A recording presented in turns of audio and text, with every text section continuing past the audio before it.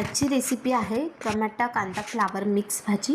त्यासाठी सर्वप्रथम मी कढई ठेवली आहे, त्याच्यात 2 पळ्या तेल ॲड केलं आहे, जिरे मोहरी ॲड केला आहे आणि थोडा हिंग ॲड केला आहे। त्याच्यानंतर 2 मीडियम साईजचे कांदे कट करून घ्यायचे, एक टमाटा कट करायचा आपल्याला। तेलात फ्राय करून घ्यायचे ते कांदा टोमॅटो छान। तिच्यात शिमला मिरची जरी ॲड केली तरी पण चालेल। त्याच्यानंतर आपल्याला सगळे मसाले ॲड करायचे आहे। अर्धा चमचा आपल्याला हळद ॲड करायची आहे। त्याच्यानंतर 1.5 चमचा तिखट ॲड केलं आहे मी, तुम्ही तुमच्या चवीनुसार ॲड करू शकता मसाले। अर्धा चमचा मसाला, धनेपूड,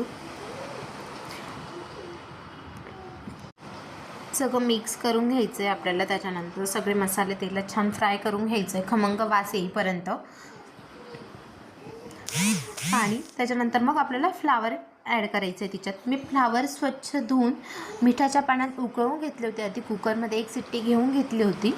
त्याच्यानंतर ते आपल्याला छान फ्लावर पण तेलात फ्राय करून घ्यायचे। फ्लावराची काळजी घ्यायची कारण तिच्या ताळ्या वगैरे निघतात, त्याच्यामुळे स्वच्छ धुवून तिला वेगळीच उकळवायची आहे। वेगळी शिजवून घेतली त्याला फ्लावरला।